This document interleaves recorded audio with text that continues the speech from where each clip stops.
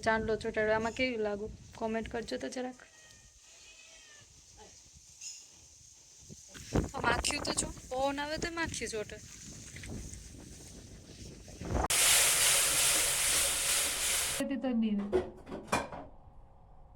બીમા લે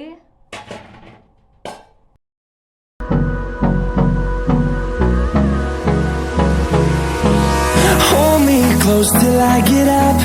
Time is barely on our side. Hello everyone good morning welcome back to our new blog કેમ છો તમે બધા I hope કે તમે બધા મજામાં છો હું પણ એકદમ મજામાં છું તો ગાઈઝ જો અત્યારે હું પાછું લોકેશન જોઈને તો ખબર પડી ગઈ તો જો હું અત્યારે આવી છું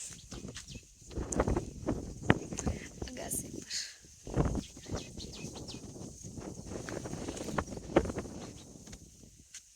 કેવું મસ્ત દેખાય જો અહીંથી એમ બતાવું બધાને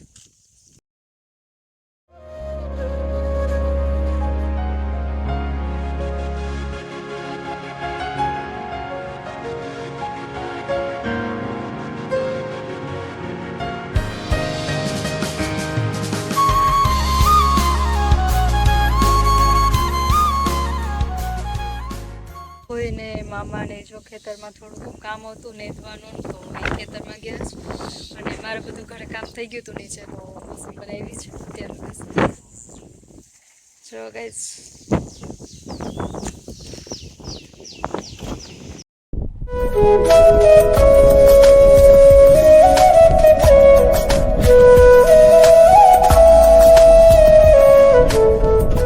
કોઈ અહીંયા ચા કરે છે ચૂલે બેઠે છો માં ચોકલેટ ખાવાની છે રાજુ પહેલે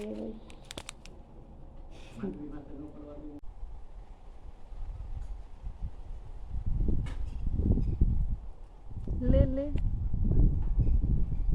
તો જો હું અત્યારે બહાર ઊભી છે અહીંયા ને ગઈ હમણાં મારે યુટ્યુબમાં બહુ એટલે યુટ્યુબ પ્રોસેસમાં બહુ પ્રોબ્લેમ આવી ગયો છે એટલે વિડીયો અપલોડ નથી થતો અને થાય તોય બહુ ધીમે ધીમે થાય છે એટલે મારો આખો દિવસ હમણાં એમ જ જાય છે અને કાલ તો મેં જો વિડીયો મૂક્યો ને તો બહુ શૂટ નથી થયો કેમ કે કાલ આખો દિવસ હું આમાં જ હતી વિડીયોઝ અપલોડ કરવામાં જ તો એટલો નહોતો શૂટ થયો મારાથી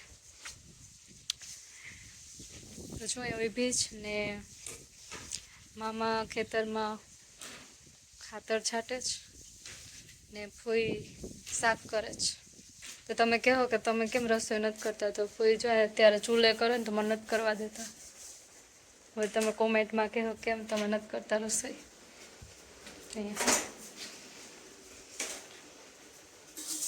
કરે છે બધું મસ્ત ચાંદલો ચોટાડ્યો આમાં કેવું લાગુ કોમેન્ટ કરજો તો જરાક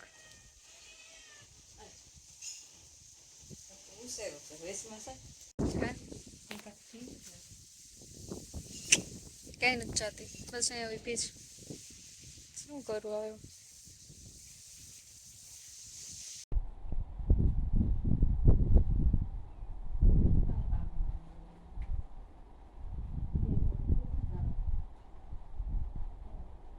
અત્યારે જાય ખાતર થતું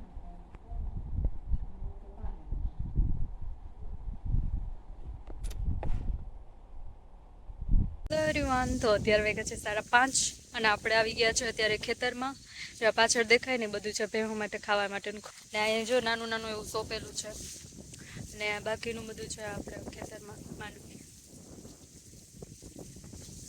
અત્યારે બહુ અવાજ નહીં આવતો હોય કેમ કે જો અત્યારે તો પવન એટલો બધો છે એટલે મારો અવાજ નહીં એટલો આવતો હોય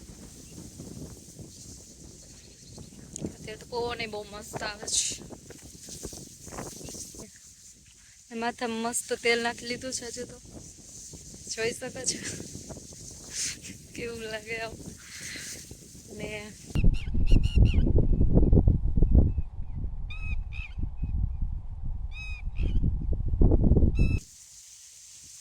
હા કોઈ પણ આવ્યા જો અટાણે સારા માટે તો સારું તો જો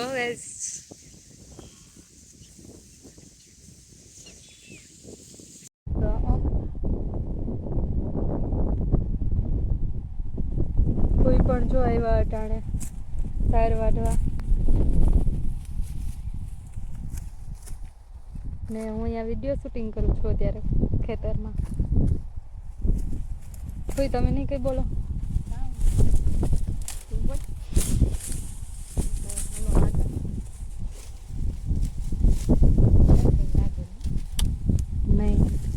આઈ હોપ કે તમને આ વિડીયો ગમે તો લાઈક શેર અને સબસ્ક્રાઈબ કરજો અને આવો નવો સપોર્ટ દેતા રહેજો ગાઈસ ને કોમેન્ટ કરતા રહેજો. ચલો તો હવે આપણે માખ્યું તો જો પવન આવે તો માખ્યું જોટે.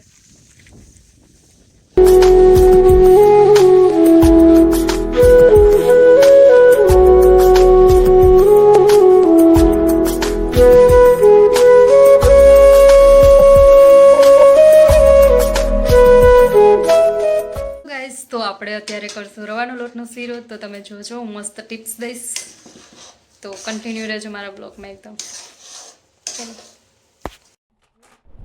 પહેલાં તો આપણે 2 થી 3 ચમચી ઘી લઈ લેશું. પછી એમાં આપણે નાખશું રવાનો લોટ. એટલે હવે આપણે રવાના લોટને શેકી લેશું મસ્ત. આવી રીતે ધીમા તાપે એકદમ હલાવવાનું. અમે તો જો ચૂલે કરીએ જો ગેસે હોય તો એકદમ ધીમા ગેસે આવી રીતે શેકી લેવાનો લોટને.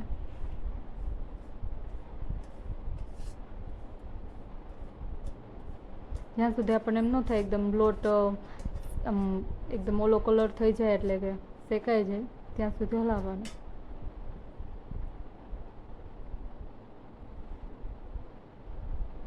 તો લોટ શેકાઈ ગયો છે આપણો, તમે જોઈ શકો છો. તો હવે આપણે નાખીશું એમાં સ્વાદ મુજબ ખાંડ.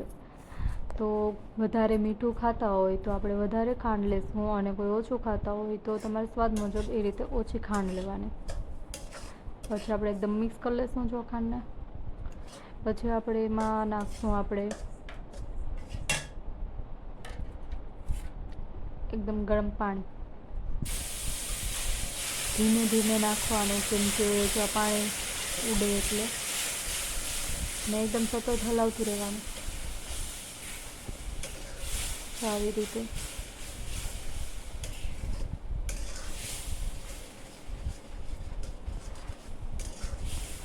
એકદમ રવાનો શું કહેવાય રવાનો લોટનો શીરો એકદમ ઘાટો ન થાય ત્યાં સુધી આપણે આવી રીતે હલાવતા રહીશું.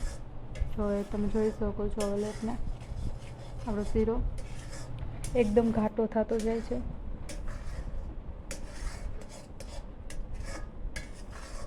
તો આપણો શીરો થઈ ગયો છે એકદમ મસ્ત રેડી. તો હવે આપણે ઉતારી લઈશું એને નીચે.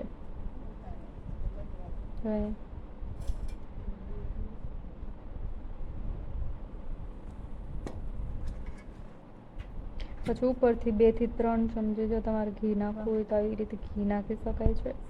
ઘણા કાજુ બદામ ને એવું નાખતા હોય તો એ બધું પણ નાખાય.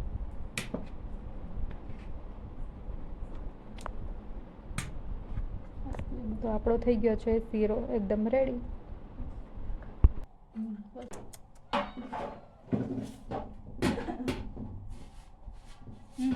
હાલે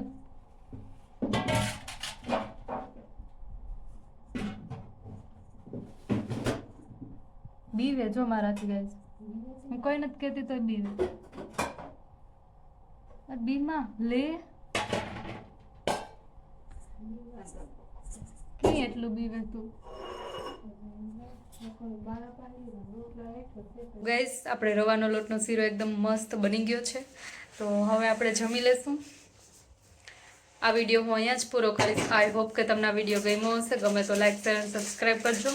હવે આપણે મળશું નેક્સ્ટ વિડીયોમાં. ત્યાં સુધી bye bye, C you, take care, જય માતાજી.